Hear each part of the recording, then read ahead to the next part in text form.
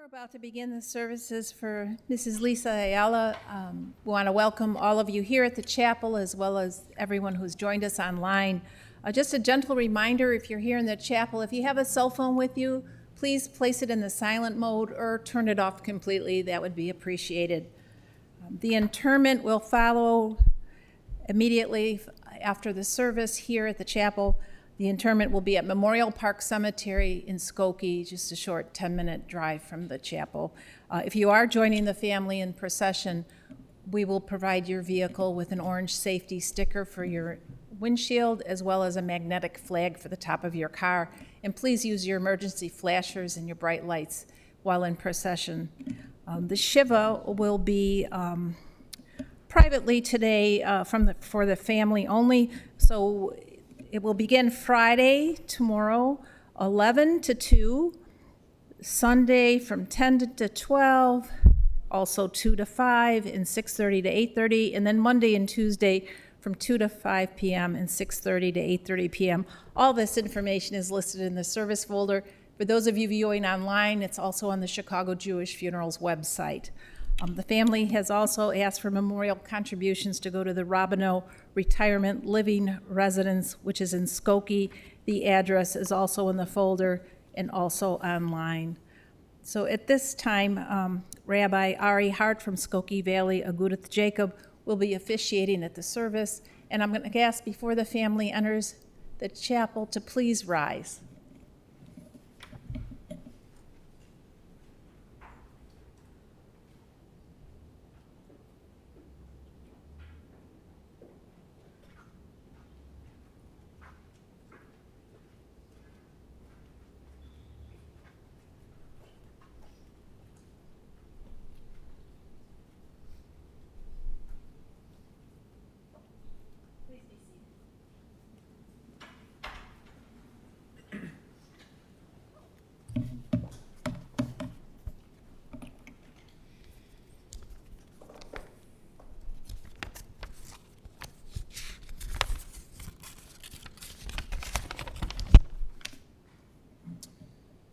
Gathered here today to remember a remarkable human being, Lisa Ayala. Born in 1927 in Hirschberg, Germany, born into a world of tragedy and darkness. Her father died when she was very young, and she was raised by a neglectful mother and an abusive boyfriend. At the age of 5, placed into a home where she was alone, except for her beloved younger sister. A home where she continued to suffer darkness, neglect, and then where she experienced the takeover of the Nazis, whom she hated and resisted, and then the deprivations of war, homelessness, hunger. But then, with the kindness of a brother-in-law, sponsorship in the United States, she came here and built a life, a remarkable life of giving, of repairing, of loving. A life where she was a mother to 3, Dolores, Renee, and Edward. Through all the ups and downs and trials and tribulations of being mostly a single mom, raising 3 children, she had a fierce determination to never let what happened to her happen to her own children. And then, after successfully raising them, becoming a beloved grandmother to Ariel, Maya, Danielle, Ilana, Alyssa, and Joshua. And also a friend and a supporter, an encourager, a gift and a blessing to so many others. And so we gather today to remember her and give honor to her memory. We'll hear words of memory from Ariel, Ilana, Joshua, Danielle, and Renee. We'll begin with an opening psalm, Psalm 23.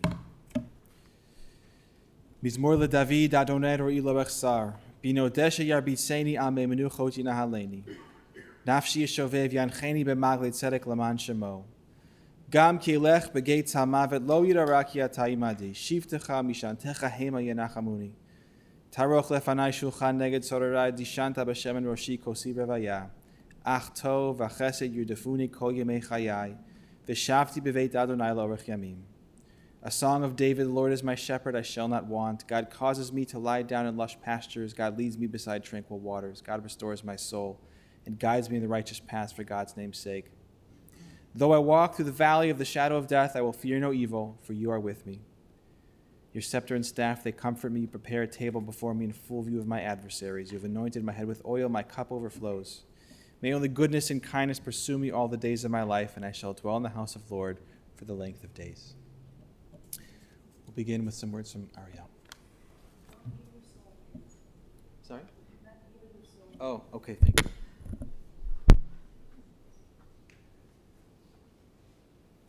Thank you. That was beautiful. Thank you. Hi, everyone. For those of you who might not know me, I'm Ariel. I'm Lisa's first grandchild. So my grandma was the type of person you could always turn to or return to if you were ever feeling down and out, and really the whole world didn't really seem to care at all. She was always there. She always cared. She was there to hold you unconditionally without judgment. The thing about her, she never really had any visions for you or expected you to be anything other than yourself. Simply yourself, and she absolutely loved you that way, the way you were. When I was brought into a world consisting of such ever-present conditional love, she was my first encounter with true, raw, dedicated joy, love, and above all, acceptance.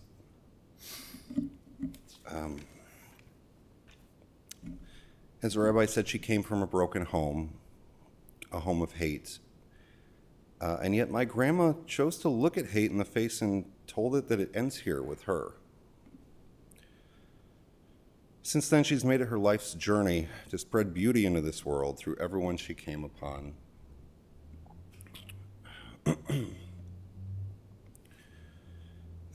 There are many things she would have told you she would have wished to have accomplished in her life, but there's one that she did as her life's purpose, and she accomplished it flawlessly. And it was to choose to look at fear and the hate and say, not me, not anymore. This ends with me. And just like that, she chose to evolve and to transcend all that was practiced in her family before her. A recent person in my life I held very dear in my heart also recently passed away as well. He was my first experience with someone I loved who left me permanently. And up until that point, they say these people will always be with you even after death. And, I agreed with them. I believed in them, but I didn't know what that felt like until I did with him, and I definitely do now. It's as if their energy surges into you the moment that they leave. I felt it. I feel it. It's with me always, holding me, guiding me. And I can hear her because her mission in life was to spread love into the world. And I hear her saying things like, Ariel, make sure you love yourself before you make that choice. Or, be sure you know that you're worthy of love in this situation. Make sure you know not only to give, but know how to receive love in return. And lastly, probably something that I saw most prevalent in her life, she would always remind me that even on your hardest days, Ariel, try to just put a smile on someone else's face. I take all that she's taught me moving forward, as I do need these principles now more than ever. I'd say that she'd be missed, but that would be an understatement, because everyone she touched and met loved her so dearly. Everyone in her life and every extension of everyone she knew that knew her in return all have their respective feelings and memories of her. Everyone would say how special she is, everyone in their own way with their own stories. She's been in my life from the moment I was born and stubbornly insisted to stay present with me every step of the way until now. And I have no intention in return of seeing her off now as well. This is an evolution for her, the way I see it.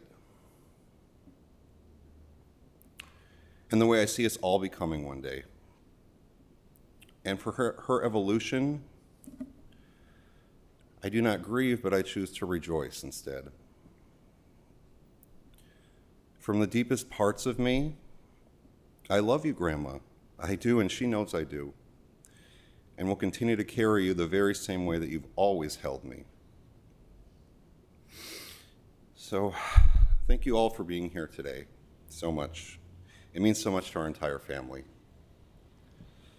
We are forever grateful for the love in this room, and I can only imagine the joy it would bring her to see all of your beautiful faces.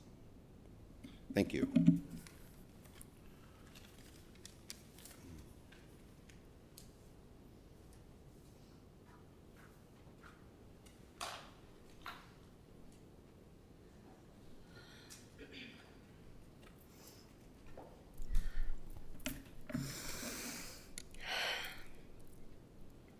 Good afternoon, everyone.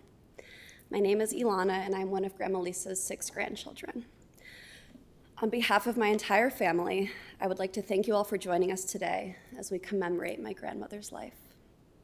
It feels weird standing up here before all of you.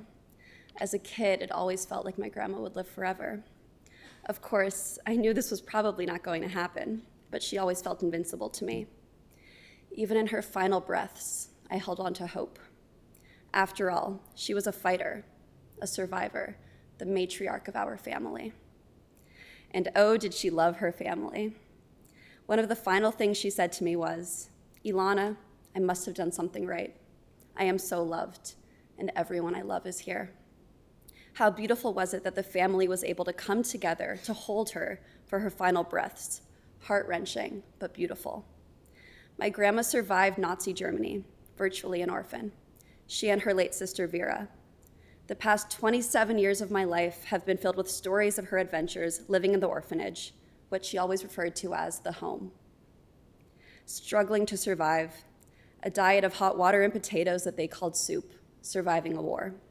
Walking on foot from East Germany to West, coming to America, falling in love with Grandpa Eduardo, and then raising 3 children, a single mom, living on the south side of Chicago. Working the night shifts at the restaurant so that she could put food on her kids' table. She was tough, and she raised 3 tough children. Growing up watching my mom, Renee, my Aunt Dolores, and my Uncle Eddie, I saw just how much tenacity she instilled in them. I have the strongest family that I know.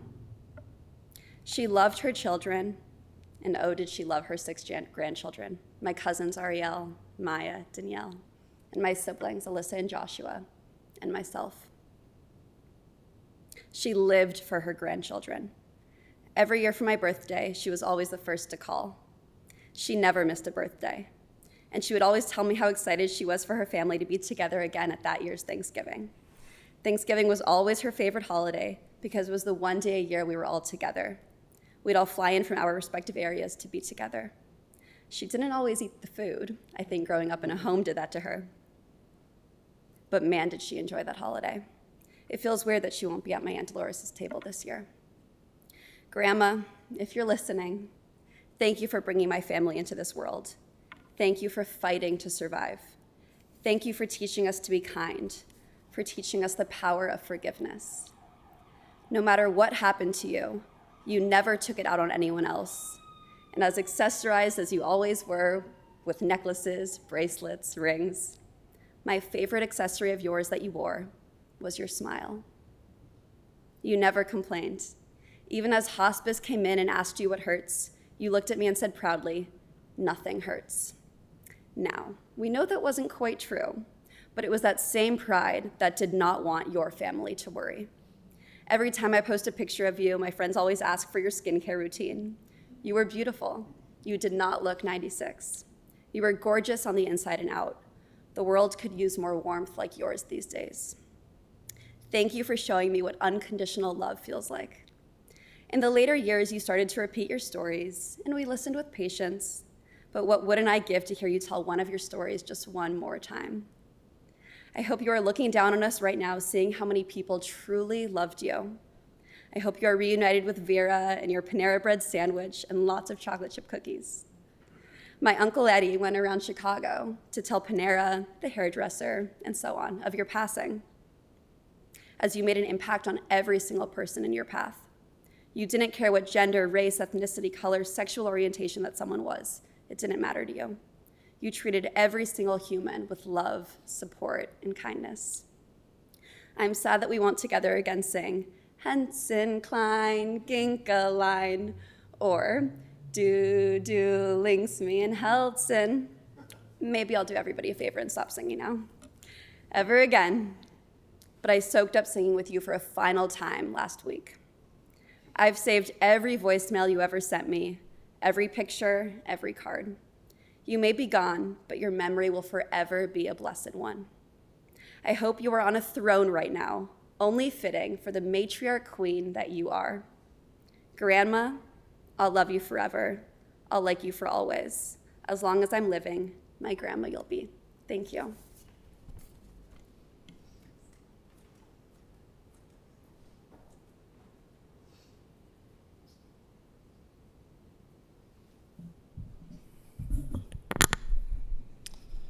Hi everyone, my name is Josh Blinder and I am Grandma Lilo's, which is what I used to call her, youngest grandchild.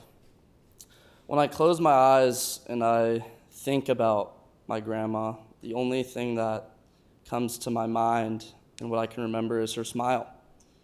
When you interacted with Lilo, it was always positive. And today, this individual I am before you was not anywhere near always the case. When I was a little boy, I struggled with my identity. I didn't have a path. I didn't know who I wanted to be, what I wanted to do, and it was a struggle every day to interact with individuals. But I had Lilo, an individual that would go on adventures with me, and she would be Captain Hook, and I would be Peter Pan. She would be a big, bad individual, and I could be Robin Hood, and we could share adventures and imagine. And having that to be able to cultivate and inspire me to imagine any type of situation, any story, any vision, any possibility is something that you can't put into words. It's just a memory. It's something that you had. It was an individual that you could always rely on. It's someone that meant something more to you than you can say. They just were. Grandma Lilo grew up in one of the harshest environments an individual could. And she was an individual that would not speak ill on anything or anyone, but something we can forgive her for is when she would say, "Those damn Nazis." Right? She would speak of them. And Lilo always fought, and she always had love deep in her heart, and who knows where that was just coming from. She had a sister that greatly loved her, and she loved her back, but she always stayed true to who she was and inspired that and instilled that in her three children, her 6 grandchildren, and it's remarkable to see and to learn about. You learn about this stuff in books when you're younger, and you hear about the history and these times, but stories told from the mouth of someone, talking about their experiences, what they went through, what they saw others go through, and to learn about something very similar is you're not able to really fathom it at a young age. And she stayed strong throughout her entire life. When I think of her and I think of what we think of the word warrior, someone that is tough and they fight and they go through everything, but you don't think of the word compassion and grace and sweet and kind. Lilo was just as much a warrior as anyone that you could possibly imagine, but she was sweet She was caring. There was not a single meal that I can ever remember being a part of where she didn't ask, has Joshua eaten anything yet? Has he eaten? Even after she'd seen me scarf down 3 plates of food. And when I grew up and I started to realize that the same stories would be told the same different way, it's a type of experience that is the same for others in this room that know her. But you think about this mind and what it went through to be able to still be here and still find such joy. And that was because of her family. There's something in this world that she always looked forward to every single year. It would be Thanksgiving, where everyone would fly out to be able to see her, and she could spend that time with her loved ones. A time I'd always look forward to. And even after you'd hear same stories, her scavenging for food, climbing to the top of a tree to grab the only apple, and to be completely apprehended and admonished for it, for a bold action, because she was doing what she believed. She thought she deserved to eat, to be able to enjoy something that she wanted. And what's incredible is how she fought with these actions for her voice. And two of her children ended up becoming lawyers, fighting for other people that can't speak up for themselves, that can't fight in their own way. And she raised these 2 individuals, my mom and my aunt Dolores, and it's wonderful to see this family and how throughout the years everyone has come together. And you might at some times poke fun at the same stories and her experiencing what she doesn't know to be the same type of stuff, but it was her life. It was her going through it.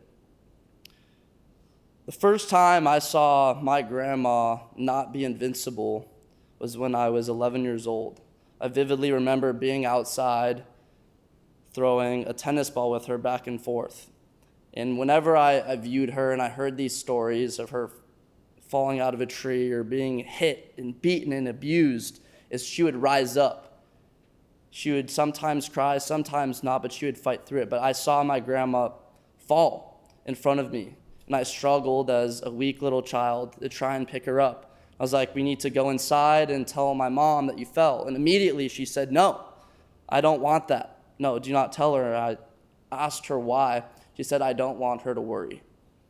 I don't want her to think about me in that way, and her having to have any thoughts that would prevent her from the same course she was on. She cared so much about other individuals that herself just about always came second.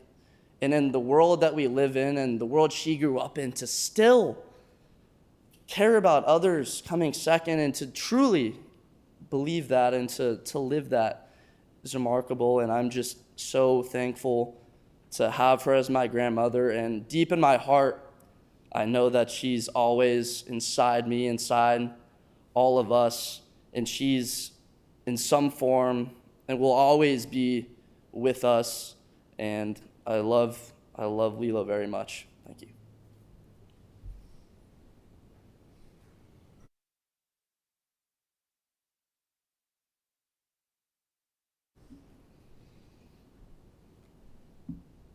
Hi, everyone.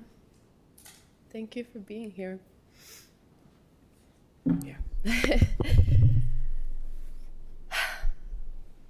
It is an honor to speak about my grandma and to have all of you here, people that I love very deeply and who loved her deeply here. I'm just going to read a letter that I wrote to her yesterday.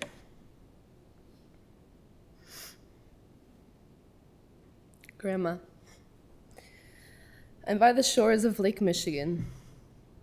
I recall just a few months ago when I returned from my latest adventure in Mexico. We stopped at Clark Street Beach on the way home from our lunch at Lucky Platter. I wanted to touch base with the water, and you gifted me, as you always have, the space and time to do what I needed. You and I are of these waters, Grandma. We share in the rooting of ourselves here. Chicago, Evanston. Home to the birth of me and my story, and home to your rebirth. The place you begin a journey of undoing and starting anew. The place you birthed your 3 children. How did you do it, Grandma? How did you transform all these wounds into love? How did you shift consciousness so seamlessly, anchoring into your heart space instead of hate, fear, darkness? How did you know, without anyone showing you, how to be love? I'm journeying. You know this.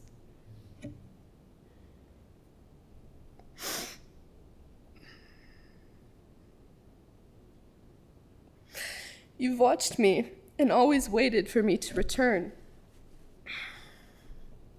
And now we can both breathe into our new reality. You are always with me. I'll take you on all my adventures.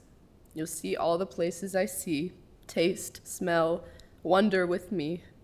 Be at my back as I jump into new waters, sing new songs, patch my heart up from break. You are and have always been with me, Grandma. My beautiful, beautiful Grandma. You left this plane with everything you have ever wanted. A home of love, a community of love. It was an honor to usher you out of this plane and onto the next. Oh, to live a life from seed, 96 years. I can't imagine. I pray you find peace in the next realm, that you reunite and rejoice with your sister, Vera, that the love carries on, and that you can spread honey into the pain, any pain that may linger. I will always love you. I will always have you. We are one. Love, your Daniele.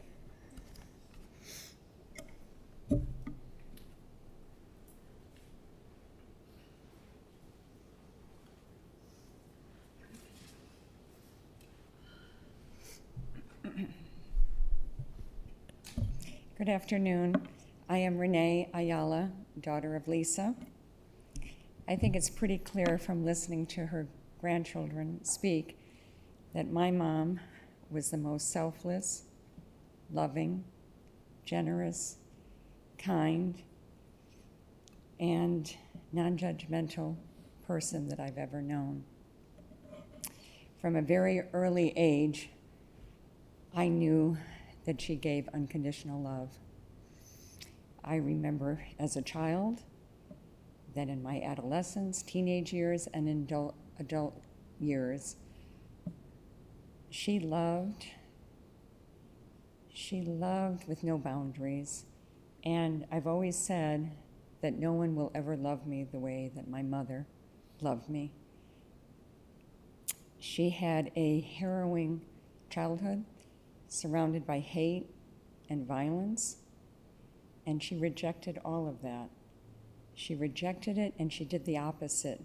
She led with grace, she led with love, she led with courage, and it's pretty remarkable when you think about it, because where did she learn that? It was just the essence of who she is. She loved her family. She always said her proudest moment was having her 3 children and then her 6 grandchildren. She loved us all very much. And you could see it when any one of us walked into a room. She would light up. She had that little twinkle in her eye.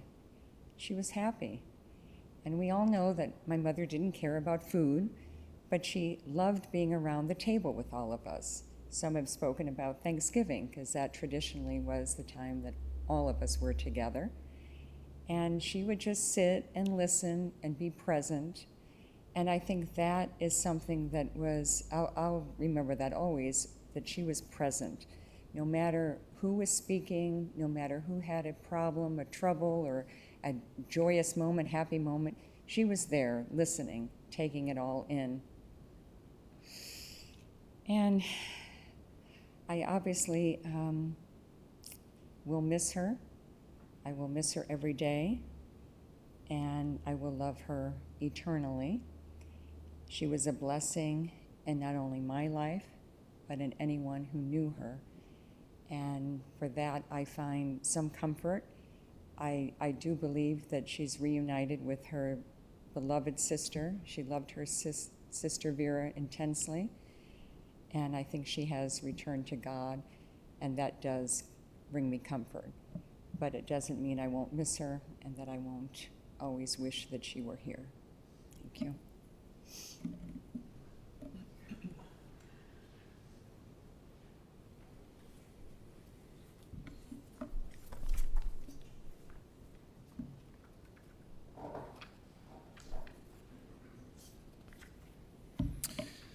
In the cycle of Torah readings, we're towards the end. We're in the book of Dvarim, which is the last book of the Torah, and it's Moses' final words, his final words before his death. And several times throughout the book, a theme is repeated. He says, "Behold, I have placed before you the curse and the blessing, life and death. Choose life." Choose life. The choice is in front of you. Choose life. It's a remarkable passage. For many of us, that choice isn't so present. It's abstract. The choice between life and death, curse and blessings, is buried under routines or obligations, expectations. For those of us who've been blessed with stable childhoods, growing up in comfort, we're shielded from the reality of that hard choice, but the choice is always there. And for someone like Lisa, the choice was very present every single day of her life. There was no routine of life and blessing, no expectation of life and blessing, no structure of life and blessing to just fall into. It was the opposite. Her opening structure in life was chaos and war and violence, deprivation, suffering. So the choice, I imagined, for her was very clear. And it would have been very easy to choose death, to choose curse, to choose bitterness, to choose hatred, to choose resentment, to choose to give up. In many ways, that might have even been an obvious irrational choice. But Lilo chose the opposite. After the war, she chose to seek out her sister. She chose to build a family. She chose to maintain a family, even with an ex-husband. She chose to embrace everyone, regardless of background, orientation, race, religion, gender, sexuality. She chose joy. She chose laughter. And at many points along the difficult journey, she simply chose to go on. That choice was always right in front of her. And if at any point along that journey she had not chosen life, imagine all the beauty. Imagine this beautiful family that would be missing from this world. All of you are here because she made those choices.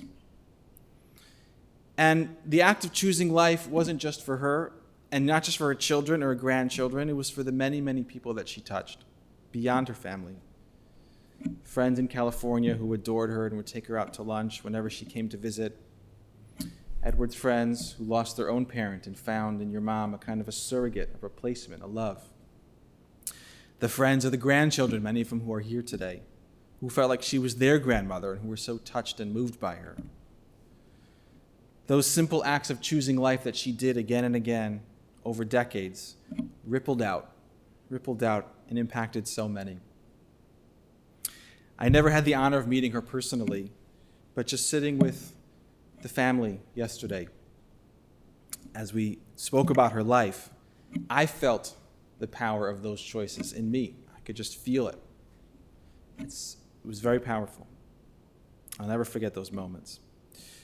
And as was said in her final words to her family, she said, "I must have done something right, that all these people are here, that I'm finally loved." What an amazing, amazing final words. And let her life be a reminder for anyone who's struggling with those choices, that if you choose life again and again, you will do something right and you will be loved. Lisa's loved here on this earth, and please God, she's reunited with her sister, whom she loves so deeply, up above.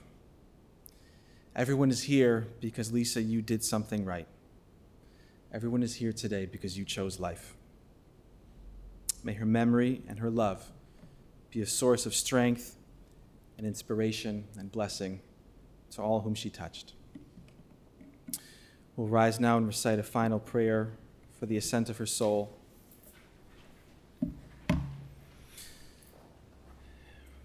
El malei rachamim, shochein bamrumim,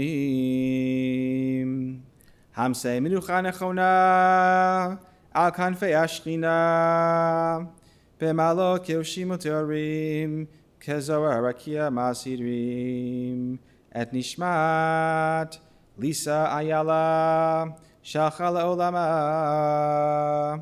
bavur she'anachnu mitpalim bar haskarat nishmata, began eda dehe menuchata, lachein bala rachamim yastir navav le'olamim, v'yitzor b'tzor chaim nishmata, Adonai unachlata, v'netanuach b'shalom mishkava, v'nomar, Amen. God, full of compassion, who dwells on high, grant proper rest on the sheltering wings of your presence in the lofty levels of the holy and pure, who shine as the brightness of the firmament. Unto the soul of Lisa Ayala, who has gone to her world and for whose memory we pray. May her rest be in paradise. May the Master of compassion bring her under the cover of God's wings and bind her soul in the bond of life. May the Lord be her heritage, and may she rest in her resting place in peace. Let us respond. Amen.